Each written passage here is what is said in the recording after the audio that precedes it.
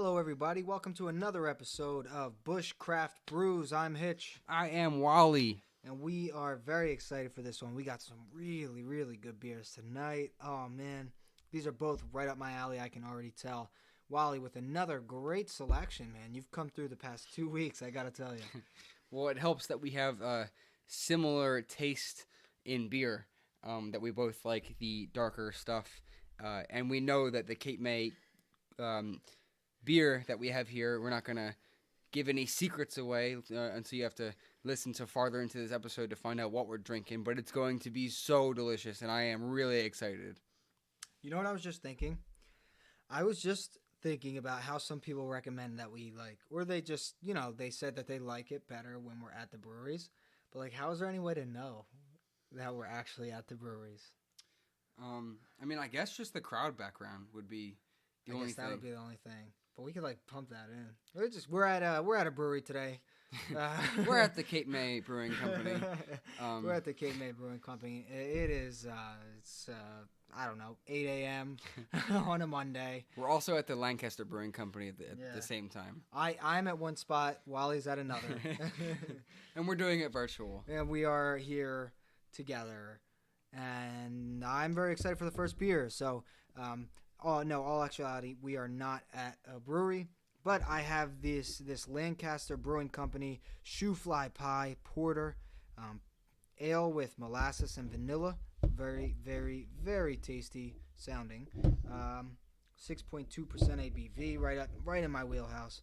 I do not need anything 8 and above because I work tomorrow. I absolutely had to get this beer when I saw it on the rack because Shoe Fly Pie has been a tradition in my family for, I don't even know, since I could walk. There has always been a Shoe Fly Pie at the dinner table or dessert table, wherever, if our family gathers together, there's going to be at least one Shoe Fly Pie there. So it's been around in our family for quite a long time. It's ingrained in my taste buds, and when I saw this on the rack, it was a must pick up. So thank you, Chris, thank you, Wally, for this fantastic selection. The first pour is always the hardest, but I always nail it because I'm a beast. I'm going to go ahead and chuck this one down the gullet. Very excited. Chuck this one down the gullet. I'm going to chuck this one right down the gullet. Damn, that is good. Holy shit. I've never had shoe fly. I've never had shoe fly pie. Shoe fly pie. Never had it. I don't even know what's in it. I really don't know what shoe fly pie is. I actually don't. I know nothing about it, but this is phenomenal. I could drink this all night long. Oh, it's so good. I actually I wasn't expecting it to taste like this, but the beer is phenomenal. Speaking of shoe fly pie, it's I just want to go over it real fast, and you gotta try it whenever you get a chance, whenever you see it. If you could just get a single small slice of it, it's so worth it. This is delicious. The beer is good, so usually the food itself is actually a little bit better. The pie itself is actually a combination of brown sugar and molasses, and I think there's a little bit of syrup or something in there to hold it all together. And it's basically just a bunch of sugar and made into a pie. And somehow it holds itself together. That sounds really good. Dude, it's so good. That sounds really good. It's really dangerous, too. Oh, my God. This is really good. I got to tell you, this is phenomenal. Yeah, this is one of the better beers that I've had in a while, actually. I'm impressed with Lancaster Brewing Company. I'm ashamed, too, because I was in Lancaster not too long ago, and I didn't go to the brewery. I wish I did. I did. You never know, because at this point we've been to so many different breweries. We've been to ones that sounded really good and ended up being, not so great. We've been to ones that didn't sound like they were going to be amazing, and they were phenomenal. So you just never know, and you got to go to the brewery to really feel it out.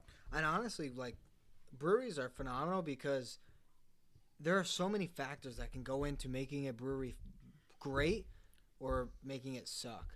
The atmosphere is so underrated at a brewery. If there's a great atmosphere, you could have bad beer, and I'll still go there. Mm-hmm. Honestly, I will, because it's just a fun time going there, and I'll just suffer through the beer. But am very, very, very excited to go to. I honestly just lost my thought. Like, I don't know if you could tell, and I completely lost my thought. Anyway, I am definitely going to make a trip to Lancaster and go to this brewery because this beer is phenomenal. I can't wait to see what else they have on tap there. This is pretty good. Yeah, I've never been to the Lancaster Brewing Company either. This is actually my first beer that I've had that they've brewed. But now it's going to make the drive out there all the more worth it when I go out there because it's really makes me want to take the trip out there now. You know, I didn't really care before this, but after having this beer, it's a must visit brewery. Whose idea was it to have beer and to do a podcast? Like, I feel like I can barely talk because I'm burping. I'm burping half the time. I don't know what am I supposed to do? This is great. All right. Well, anyway. You just got to let the people hear your burps. It's part of the podcast, man. I know. I always try to hold them back, and I'm like, who the fuck cares? Like, none of It's these that people beer know culture. me. I mean, they're probably having a beer, hopefully, along drinking with us right now. They should be having this. Depending on what time you're listening to this, 6 a.m., 6 p.m., just grab a beer, man. Doesn't matter. We're in Japan. We're at a Japanese brewery, so doesn't matter. Listen, we got some cool topics today. First topic we're going to hit on is some of our favorite trail snacks, favorite adventure snacks, maybe a great dinner that you've had on trail, a great breakfast idea, some of your favorite lunches that you've had on some of our adventures. So I guess I'll go first, and I'm going to start with breakfast. One of my favorite breakfasts breakfast recipes to take on trail that's super easy and super packable, but is always good just because I can throw so much stuff in it, is oatmeal. I can bring some peanut butter along, bring some honey along, maybe a little bit of fruit to throw in there. Oatmeal is just one of my favorite things to have before a big day of adventure, hiking, biking, whatever it's going to be. Oatmeal is my go-to for breakfast. Yeah, my go-to is just kind of a refreshing snack is the Gatorade Chews. They are phenomenal. And recently we had these kind of off-brand jelly beans, and they were also good. But just because I know the name of them, I'm gonna go with the Gatorade Chews, and they're my favorite. When you need to refuel, you just have one or two. I don't even know what I'm saying. You have one or two, and they are great snacks. Just a way to keep you going. If you need if you actually need some sugar, you feel like your blood sugar's kind of getting low, you're really drained, you're dragging, you have a couple of these and you kind of wake up a little bit, and they can keep you going. They can actually really, really save you if you are just not feeling a trip.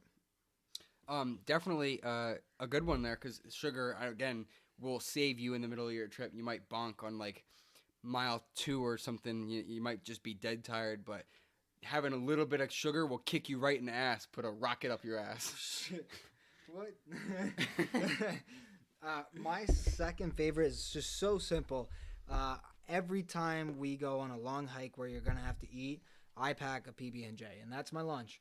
If it's a really long one, 18 miles, say, I'll have two. I'll have two of them. I'll have two PB&Js, but they're just so easy, so simple. You make them before you go on your trip. You could bring them with you. It's just an easy snack. It is. It's not anything too crazy. It's not like a pack you're gonna get at like Mountain Warehouse or Mountain Warehouse, Sierra or. Honestly, just a reliable snack. I mean, you can't hate on PB&J. Whose idea was this? No, but seriously, PB&J. Plus, the nuts and the peanut butter, or almond butter or whatever it is you're using, they'll give you some energy as well. And then the sugar and the jam, that'll get you going. It's kind of similar to the Gatorade Chews, honestly. Definitely. A PB&J is always a good one. I've had that on multiple hikes, dinners, breakfasts. There it is again. Breakfasts. I don't know. One of my favorite snacks, or I guess you would call it, a lunch, because it's just really whenever I get hungry, I'm just gonna scarf it down. Those chicken packets. I don't even know where I think they're at Walmart, and Target has them. Super simple, and it's just like a little tiny packet. It's already sealed, and sometimes it has barbecue chicken, tuna, whatever you, salmon, whatever you want. I know we just talked about being vegetarian in the last episode. This is just so convenient if you're not vegetarian.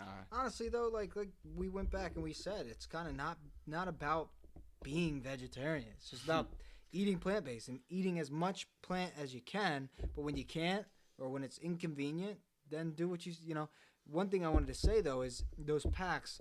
They really remind me of like canned chicken or canned tuna. Because I think people might be a little bit more familiar with that. You can go and buy canned chicken, canned tuna. It's like that, but it's just in a pack. So all you do is tear it open, and then as long as you have a plastic fork with you or whatever, or you just use your hands, you can eat it, and then you can go. My favorite combination with that is some Ritz crackers to scoop out the chicken or tuna or whatever you got in there. Just makes it so much more, I guess, fulfilling, tasteful, whatever you like to scoop your chicken tuna meat out with. Plus, it's a ton of protein packed into a tiny little packet. Super packable, lightweight, and very nutritious and filling. Also, correct me if I'm wrong, but aren't they good for like if you have an animal with you, if you have a dog, and they just need a quick snack? Maybe not the whole thing, but like if you open it, you're eating some and you give some to them. Definitely. We've done this multiple times, where we brought the dog Blue with us, which is my girlfriend, when we went on a couple of different hiking trips and stuff, where instead of giving Blue her usual kibble food that she likes to eat, for breakfast and dinner every single day of her life, we want to treat her a little bit because she's earned it. She walked, however many miles we did that day, she's earned it. So I'll give her a couple of bites of chicken, tuna, whatever we're eating. Yeah. Which leads us to our second beer of this episode, which is the one that I'm sure we're both super excited for. From Cape May Brewing Company, this is the Cape May Coffee Stout. I'm really excited because I love the Cape May Brewing Company. They always supply. Oh, see, bad pour by Chris. Wally, damn it, shit, fuck, Wally. I always love their beer. I've been waiting for them to come out with a really good stout, and I'm hoping this is it. It's extremely dark, but wow, it smells so delicious, and that was a master pour by Hitch. Fucking good pour, man. Like, I don't know. It's just like a natural ability. I got it. I don't know. Like, some people are good at football. Some people are good at soccer. Some people are good at basketball. Me, I can pour fucking beer. Like, I don't know. I'm going to try this, though. A rare skill to have, actually. Most people will never learn how to pour a beer properly. And believe it or not, it's actually, most beers are different. Specifically poured one way or another. Sometimes it actually says it on the can. Pour. I hope the podcast audio got that content. Jesus. And I'm sorry for your ears if they are scarred by that. Back to the beer. Jesus. Yeah, this Cape May Coffee Stout. I kind of forget where my train of thought was going with that, but I definitely recommend this Cape May Coffee Stout. It's one of if the last beer wasn't fulfilling enough, this beer is even more delicious. So, Wally, where you were going with that, and I saw it on the can, which is why I think I know where you were going, but it's getting more popular for the cans to actually tell you what to serve it in, how to pour it, what to pour it in, and I think that's because they want you to get the most out of this beer. So, this beer tells you to serve it in a glass. Check. What it also says is that it's best paired with pancakes, looks like coffee, or campfire. So that's cool. This beer would be perfect for our camping trips. And I love all three of those things. Pancakes are one of my favorite foods to eat at home, obviously, because it'd be kind of tough to make pancakes like out when you're camping. Granted, we have done it, but it's just a lot to clean up and a lot to set up. Is it? I thought it would be easy, but I could see it being a big cleanup. Yeah, it can be difficult, which actually I would recommend making pancakes, a couple days before your trip, just putting them in a bag, and you could even eat them cold if you want. They're great carbs. Yeah, just put them in a cooler, right? I guess, right? Yeah. You just pop them in a cooler? Yeah. All right, man. Well, listen, that should bring us to our next topic, which is Your dream trip. We're just gonna talk about, where we would like to go if we had no obligations for money, to pay for gear, flights, hotels.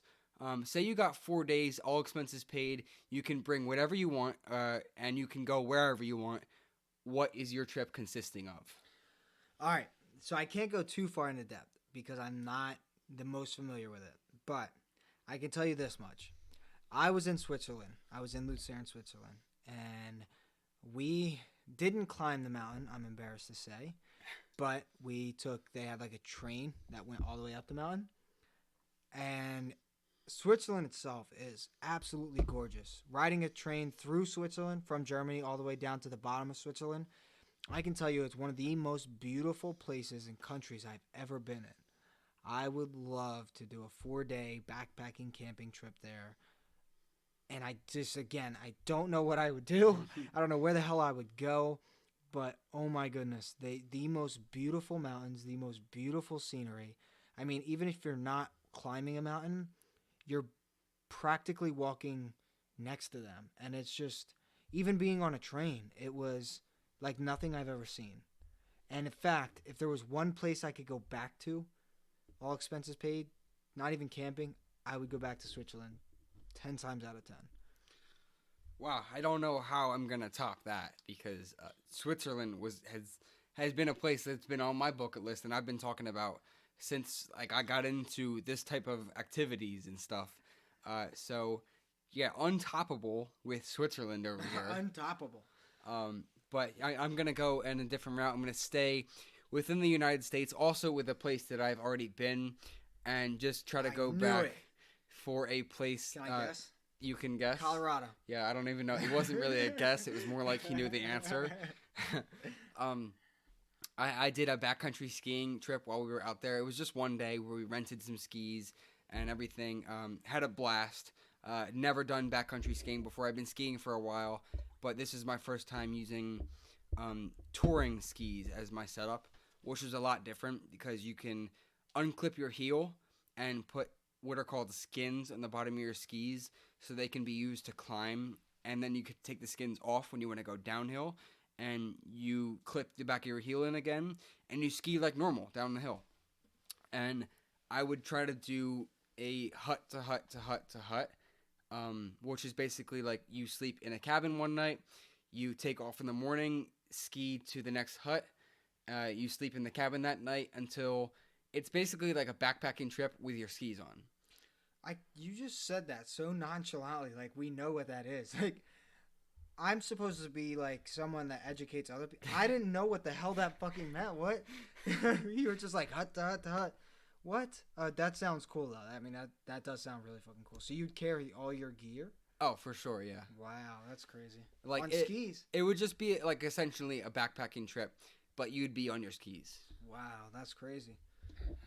So yeah, that'd be my dream trip that I would take for sure, and I hope that everybody could come. What if like we could have like a granted it's COVID time, so this would be impossible, but when this is over, a 2,000 person trip, like just like the Great Migration across Colorado. We're all going across the state together. I would probably be walking because like I don't know how to ski at all, but like yeah, I'll be there. Yeah, that's great. Yeah, I mean honestly though, we all have like places we want to see, like things we want to do, even if it's not camping or backpacking, hiking, whatever it is. But I thought that was a really fun one because I've always said that I would love to do a camping trip in Switzerland, but I never know how because like how do you get all your gear there? Like if you're gonna do a backpacking or camping trip, there's a lot of gear that's involved. So it's like how do you get all that stuff there? Yeah, but I definitely think I'd like to find a way because that's 100% on my list. Like Switzerland has been like on the top of one of my lists forever. It's just such a surreal spot. I've only seen like pictures of it and heard stories of it from you and other people. It just seems like the most amazing time, and I'll definitely have to try to get out there as soon as possible, really. But we want to hear about your dream vacations, dream adventure trips, and everything. Even if you don't have the funds to go on it right now, if you're a little bit strapped for money or strapped for time right now and you don't have the time to go on it and you're planning maybe to do this in 5-6 years, it's good to dream about these things. It's good to talk about them because you're that much more motivated to go on it when you have the time or have the money. You're like, let's do it. There has never been a better time. There will never be a better time than right now because you're always going to keep putting it off so that when you get there and you've been thinking about it for however long since you started thinking about it, it's going to be that much more special for you. I agree. Like honestly, you have to weigh, like, can you afford to do something like that? But if you can literally afford it, like cash wise, if you can afford it, yeah, find a way to do it. Because I'll tell you what, as we move on with our lives and we really start to kind of figure out what our lives are, like I can see it getting harder to do those things, and I'm very happy I took that trip when I could actually afford it and when it was really doable for me. Definitely don't hold back. Go out and do what you want while you can, because you never know what the future is going to hold. You don't know if you're going to make it. Definitely not. And it's not about the materialistic things. It's about the experiences that you'll be able to carry with you forever.